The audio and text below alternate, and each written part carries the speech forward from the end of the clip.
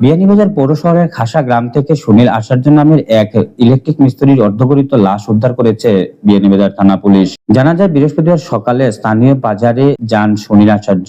এরপর গভীর রাত পর্যন্ত বাড়ি না ফেরায় তার পরিবার বিয়ানীবাজার থানায় একটি সাধারণ ডায়েরি করেন। রবিবার সকালে এক অজ্ঞাত অটোরিকশা চালকের মাধ্যমে পরিবার জানতে পারে বাড়ির পাশের জঙ্গলে এক ব্যক্তির মরদেহ পড়ে আছে। পরে পরিবারের লোকজন শনাক্ত করার পর পুলিশ খবর দিলে পুলিশ গিয়ে মৃতদেহ উদ্ধার করে। একটা কি 2 ঘন্টা আগে আমার সাথে কল আইছে। আমরা মুখোশবার হোসেন মামা জাকির মামা তার নাম ক্রিসেন্ট স্টোরের প্রিয় তার মানে কইছেন একজন লোকে টমটম ড্রাইভারে আমরা কইয়া গেছে যে ওখানে একটা লোক ফালাইল আছে। পুলিশের ধারণা কয়েকদিন আগেই তার মৃত্যু হয়েছে, তবে মৃত্যুর কারণ নিশ্চিতে বলা যায়নি। বিয়ানীবাজার থানার অফিসার ইনচার্জ আশরাফুজ্জামান জানান, কয়েকদিন আগেই তার মৃত্যু হয়েছে, তবে মৃত্যুর কারণ নিশ্চিতভাবে বলা যায়নি। মৃত্যুর কারণ নির্ণয়ের জন্য পোস্টমর্টমের নিমিত্তে হাসপাতাল প্রেরণ করা হয়েছে। উনি দশমীর দিন অর্থাৎ 2 তারিখ উনি 11টার সময় বাজার বাসায় দিয়ে উনি চলে গিয়েছিলেন।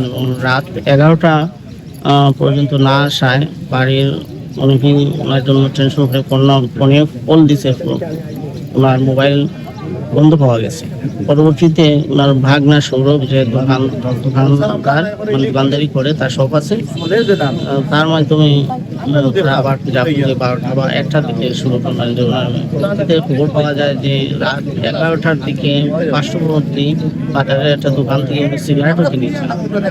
এরপরে রাত 1টা-2টা পর্যন্ত আশেপাশে গ্রামের মানুষ সবাই খোঁজাখুঁজি করছে। পরের দিনও খোঁজাখুঁজি করে না পাওয়ায় ওনারা যেতে জন্য যান।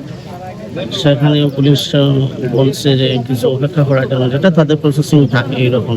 তো আজকে সকালবেলা 9টার দিকে যেটা আমিও এসে জানতে পারছি এলাকার লোকজনের মাধ্যমে, যে একটা টমটম ড্রাইভার এলাকার 2-3 জন ব্যক্তিকে বলে গেছে যে একটা ডেড বডি ওখানে আছে পার্শ্ববর্তী জঙ্গলের মধ্যে।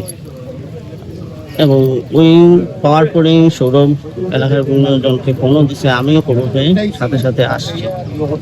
আসার পরে এই অবস্থা দেখে আমরা যেটা এলাকার মানুষের কাছ থেকে জানতে পারছি যে উনি আসলে একজন সরল মানুষ ছিলেন। ওনার কোনো যে শত্রু থাকার কথা ওনারা বিশ্বাস করতে পারতেছেন না।